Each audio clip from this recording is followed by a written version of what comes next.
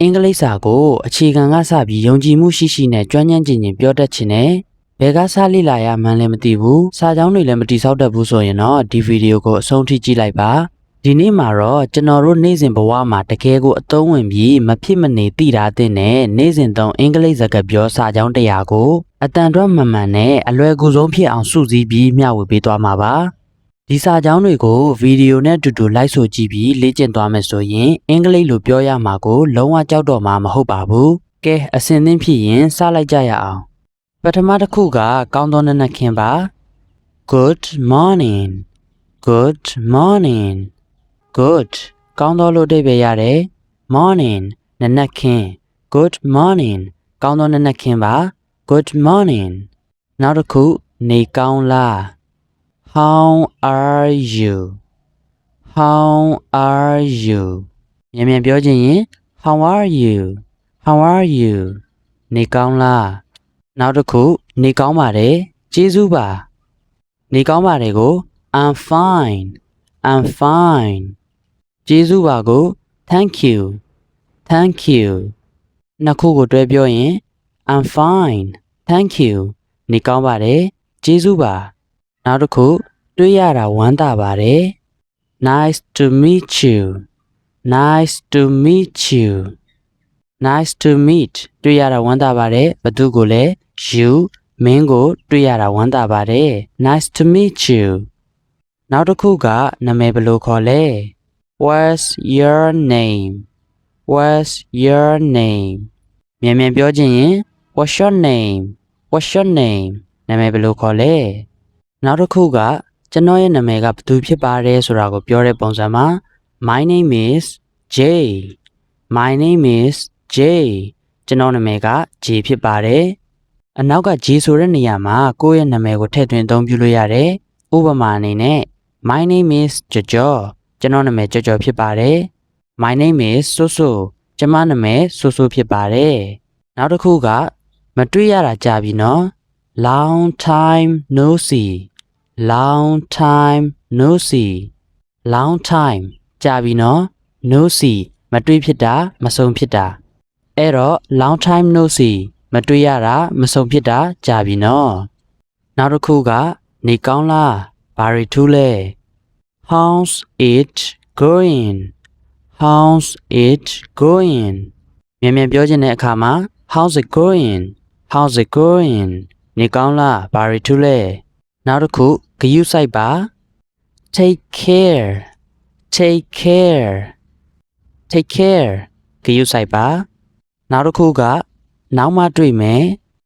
See you later See you later See you ဆိုတာတွေ့မယ်ဆုံမယ်လို့ပြောတာ later နောက်မှနောက်တစ်ခါမှအဲ့တော့ See you later နောက်မှတွေ့မယ်နောက်တစ်ခုကကျေးဇူးအများကြီးတင်ပါတယ် Thank you so much Thank you so much Thank you so much Thank you so much ကျေးဇူးအများကြီးတင်ပါတယ်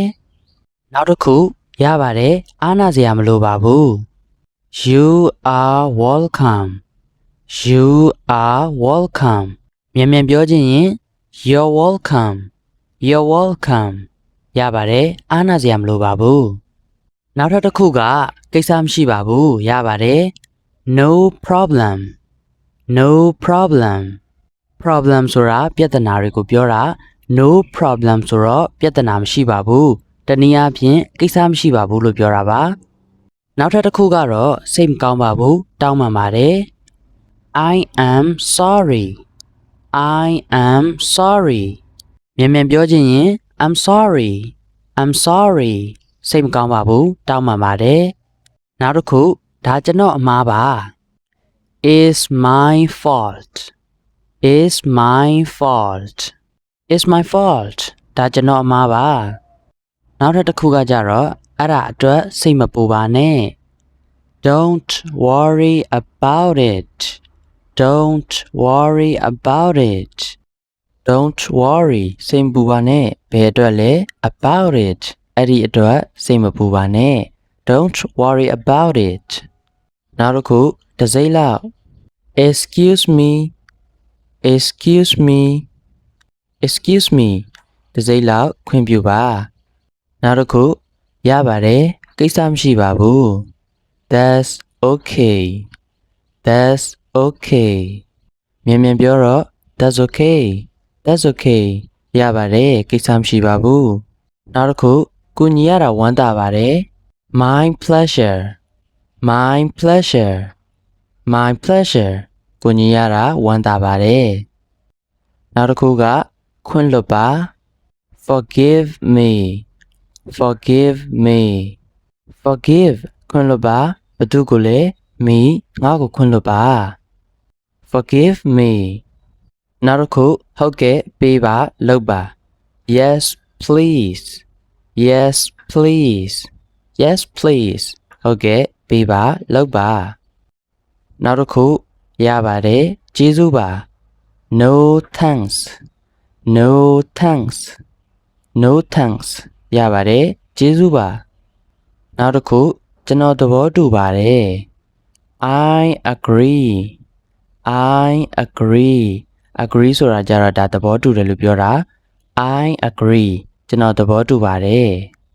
နောက်တစ်ခုကကျွန်တော်တော့အဲ့လိုမထင်ဘူး I don't think so I don't think so think ဆိုတာကကြတော့ဒါထင်တယ်လို့ပြောတာ I don't think ဆိုတော့ဒါမထင်ဘူးလို့ပြောတာ I don't think so ကျွန်တော်တော့အဲ့လိုမထင်ပါဘူးနောက်တစ်ခုသိကြတာပေါ့ Of course Of course Of course သိကြတာပေါ့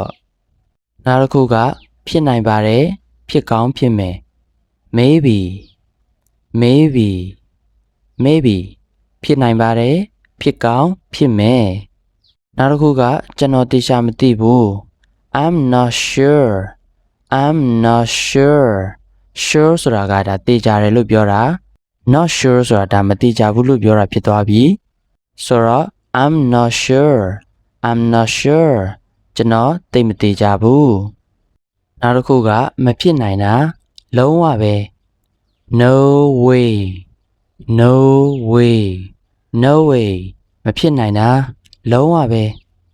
နောက်တစ်ခုကအဲ့ဒါမှန်တယ် That's right That's right right မှန်ကန်တယ်လို့ပြောတာ That's right အဲ့ဒါမှန်တယ်နောက်တစ်ခုကကွက်တီပဲအတိအကျပဲ Exactly Exactly Exactly ကွက်တီပဲအတိအကျပဲနောက်တစ်ခုကကျွန်တော်ကိုကူညီနိုင်မလား Can you help me Can you help me Can you help မင်းကူညီနိုင်မလားဘသူကိုလဲ me ကျွန်တော်ကိုကူညီနိုင်မလား Can you help me နောက်တစ်ခုကအိမ်သာဘယ်နားမှာလဲ Where is the toilet Where is the toilet toilet ဆိုတာကဒါအိမ်သာကိုပြောတာ Where is the toilet အိမ်သာဘယ်နားမှာလဲနောက်တစ်ခုကဒါဘယ်လောက်လဲ How much is this How much is this How much is this ဒါဘယ်လောက်လဲနောက်တစ်ခုကကျွန်တော်လမ်းပြောက်လို့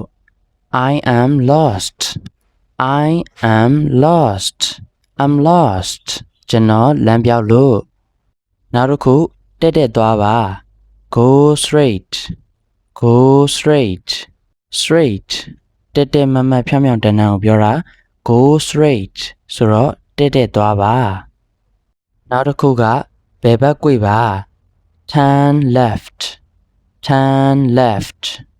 left ဘယ်ဘက်ကိုပြောတာ Turn left ဆိုတော့ဘယ်ဘက်ကိုကွေ့ပါနောက်တစ်ခုကညာဘက်ကွေ့ပါ Turn right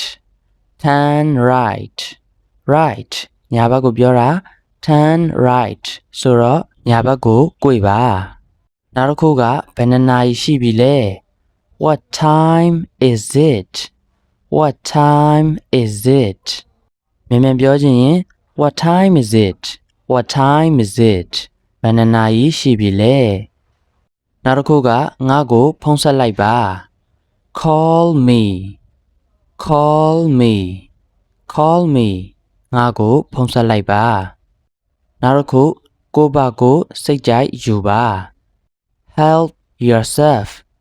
help yourself yourself ဆိုတာကကြတော့ကိုယ်တိုင်ကိုယ့်ဘာကိုယ်လို့ပြောတာ help yourself ဆိုတော့ကိုယ့်ဘာကိုယ်စိတ်ကြိုက်ယူပါ help yourself နောက်တစ်ခုကဘိုက်စားတယ် I am hungry I am hungry hungry စားလောင်နေလို့အဓိပ္ပာယ်ရတယ် I am hungry ဆိုတော့ဘိုက်စားတယ် I'm hungry နောက်တစ်ခုပင်ပန်းနေပြီ I am tired I am tired tired ပင်ပန်းနေ I am tired ဆိုတော့ငါပင်ပန်းနေပြီ I'm tired နောက်တစ်ခုငါပျော်တယ် I am happy I am happy happy ပျော်ရွှင်တယ်လို့အဓိပ္ပာယ်ရတယ် I am happy ဆိုတော့ငါပျော်တယ် I'm happy နောက်တစ်ခုကစိတ်မပူပါနဲ့ Don't worry Don't worry worry ဆိုတာစိတ်ပူတာ Don't worry ဆိုတော့စိတ်မပူပါနဲ့ Don't worry နောက်တစ်ခုလှလိုက်တာ It is beautiful It is beautiful beautiful လှပသောချောမောသောလို့အဓိပ္ပာယ်ရတယ် It is beautiful ဆိုတော့လှလိုက်တာ It's beautiful နောက်တစ်ခုကကျွန်တော်ဒါကိုကြိုက်တယ် I like it I like it မြန်မြန်ပြောချင်တော့ I like it I like it ကျွန်တော်ဒါကိုကြိုက်တယ်နောက်တစ်ခုကကျွန်တော်ဒါကိုမကြိုက်ဘူးအစောကဟာနဲ့ဆန့်ကျင်ဘက်ပဲ like it ကြိုက်တာ don't like it ဆိုတော့မကြိုက်ဘူး I don't like it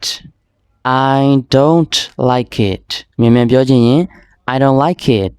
I don't like it ကျွန်တော်ဒါကိုမကြိုက်ဘူးနောက်တစ်ခုကအစင်သင့်ဖြစ်ပြီလား Are you ready Are you ready ready အစင်သင့်ဖြစ်တယ်လို့ပြောတာ Are you ready မင်းအစင်သင့်ဖြစ်ပြီလား I ready နောက်တစ်ခုကငါအစင်သင့်ဖြစ်ပြီ I am ready I am ready မြန်မြန်ပြောချင်ရင် I'm ready I'm ready ငါအစင်သင့်ဖြစ်ပြီနောက်တစ်ခုကအရသာရှိလိုက်တာ It is delicious It is delicious delicious အရသာရှိတယ်လို့ပြောတာ It is delicious ဆိုတော့အရသာရှိလိုက်တာ It's delicious နောက်တစ်ခုမင်းနားလည်လား Do you understand Do you understand understand နားလည်တယ်လို့ပြောတာ Do you understand ဆိုတော့မင်းနားလည်ရဲ့လား Do you understand နောက်တစ်ခုကနားလည်ပါတယ်အစောကမေးခွန်းကိုပြန်ဖြေတဲ့ပုံစံ I understand I understand I understand နားလည်ပါတယ်နောက်တစ်ခုငါမသိဘူး I don't know I don't know no သိတယ်လို့ပြောတာ don't know ဆိုတော့မသိဘူးလို့ပြောတာ I don't know ငါမသိဘူး I don't know နောက်တစ်ခုကဖြည်းဖြည်းပြောပေးပါ Speak slowly please Speak slowly please Speak slowly please ဖြည်းဖြည်းပြောပေးပါနောက်တစ်ခုကနောက်တစ်ခေါက်ပြန်ပြောပေးမလား Can you repeat that Can you repeat that Repeat နောက်တစ်ခေါက်ပြန်ပြောတာနောက်တစ်ခေါက်ပြန်ဆိုတာကိုပြောတာ Can you repeat that ဆိုတော့နောက်တစ်ခေါက်ပြန်ပြောပေးမလား Can you repeat that နောက်တစ်ခုကဘာအဓိပ္ပာယ်လဲဘာကိုဆိုလိုတာလဲ What do you mean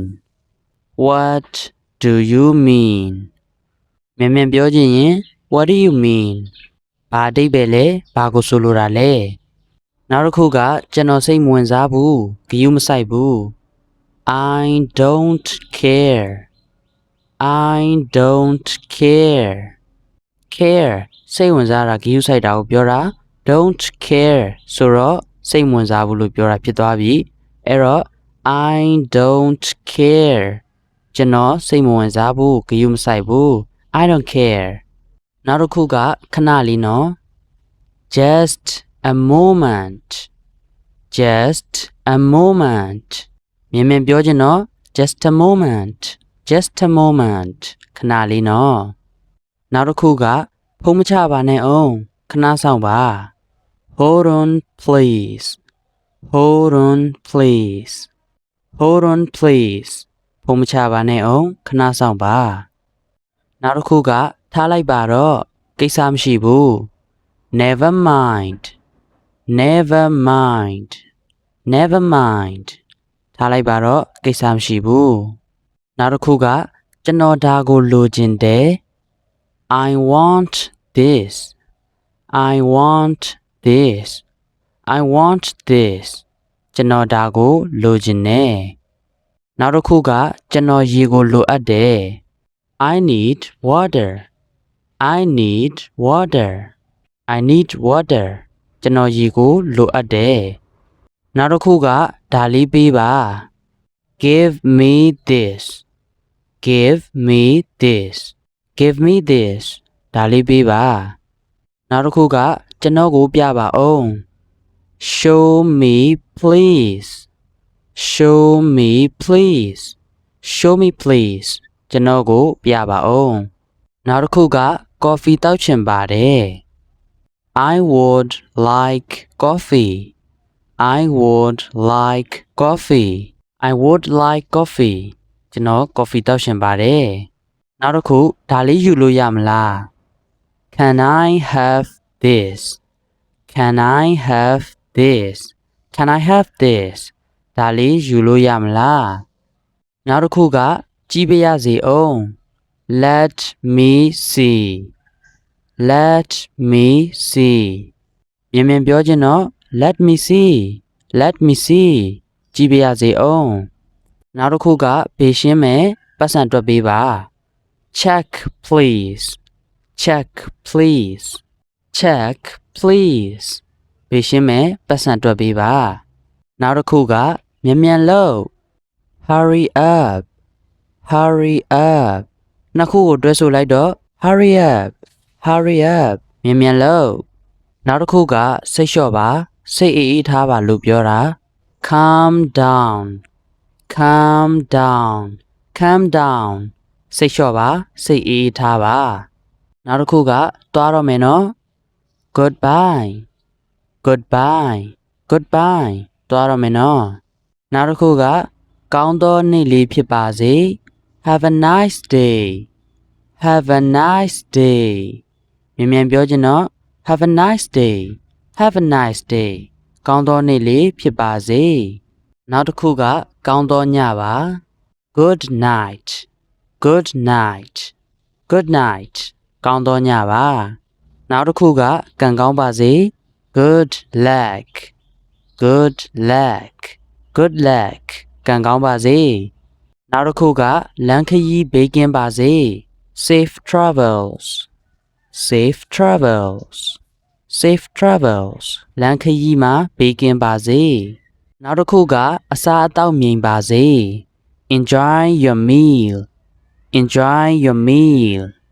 Enjoy your meal အစားအသောက်မြင်ပါစေ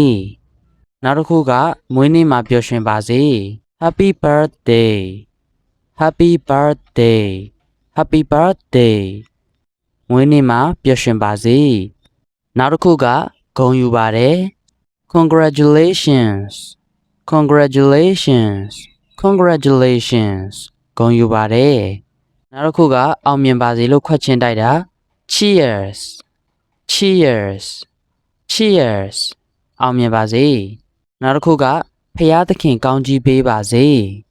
God bless you God bless you God bless you ဖယားသခင်ကောင်းကြီးပေးပါစေနောက်တစ်ခုကဘသူဂရုစိုက်လို့လဲ Who cares Who cares Who cares ဘသူဂရုစိုက်လို့လဲနောက်ထပ်ဘာထူးလဲ What's new What's new What's new What's new ဘာထူးလဲနောက်တစ်ခုကဘာမှထူးထူးခြားခြားမရှိပါဘူး Nothing much Nothing much Nothing much ဘာမှထူးထူးခြားခြားမရှိပါဘူးနောက်တစ်ခုတကယ်လား really really really တကယ်လားနောက်တစ်ခုကတေချာလား Are you sure Are you sure Are you sure တေချာလားနောက်ဘာလို့မရရမှာလဲဘာလို့လဲ Why not Why not Why not ဘာလို့မရရမှာလဲဘာလို့လဲနောက်တစ်ခုကအဲ့တော့ဘာဖြစ်လဲ So what So what So what အဲ့တော့ဘာဖြစ်လဲနောက်တစ်ခုကမေးလိုက်ပါတော့ Forget it Forget it Forget it Forget it မေးလိုက်ပါတော့နောက်တစ်ခုကငါလည်းတူတူပဲ Me too Me too Me too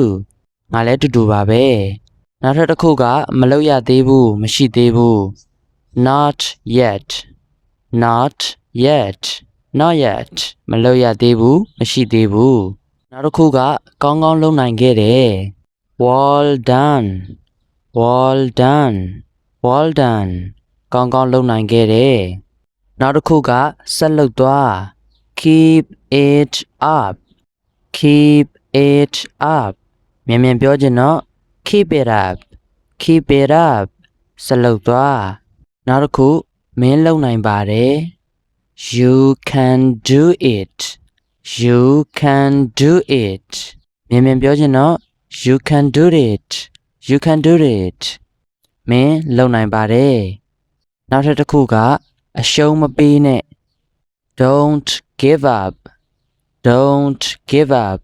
Give up ဆိုတာအရှုံးပေးတာလက်လျှော့တာ Don't give up ဆိုတော့အရှုံးမပေးနဲ့ Don't give up နောက်တစ်ခုကကိုယုံကြည်ပါ Believe in yourself Believe in yourself မြန်မြန်ပြောချင်တော့ Believe in yourself Believe in yourself ကိုယုံကြည်ပါနောက်တစ်ခုကမိုက်တယ်ဟာ That's cool That's cool That's cool မိုက်တယ်ဟာနောက်တစ်ခုကတွားရမယ့်အချိန်ရောက်ပြီ It's time to go It's time to go မြန်မြန်ပြောချင်တော့ It's time to go It's time to go တွားရမယ့်အချိန်ရောက်ပြီနောက်တစ်ခုကအထဲဝင်ပါ Come in please Come in please Come in please အထဲဝင်ပါနောက်တစ်ခုကထိုင်ပါ Sit down please Sit down please Sit down please ထိုင်ပါနောက်တစ်ခုကမတ်တက်ရက်ပါ Stand up please Stand up please Stand up please မတ်တက်ရက်ပါဟုတ်ပြီဒါဆိုရင်တော့စာကြောင်း100လုံးပြီးသွားပြီနော် Learners တွေအနေနဲ့ကလည်းဒီစာကြောင်း100လုံးကိုတေချာလေးမှတ်မယ်လေ့ကျင့်မယ်များများ read out လောက်လုပ်မယ်ဆိုလို့ရှိရင်နေ့စဉ်ဘဝမှာဒီအသုံးအနှုန်းတွေကိုများများပြောနိုင်မှာဖြစ်ပါတယ်ဒီဗီဒီယိုလေးကအကျိုးရှိမှဆိုရင် comment မှာ yes လို့မှတ်ခဲ့ပေးပါနောက်တစ်ခုကဒီလိုအကျိုးရှိစေမယ့်ဗီဒီယိုတွေကိုအမြဲမပြတ်တင်ပေးနေမှာဖြစ်လို့ကျွန်တော်ရဲ့ channel ကို subscribe မလုပ်ရသေးဘူးဆိုရင်တော့လုပ်ထားပေးဖို့တောင်းဆိုချင်ပါတယ်ခင်ဗျာ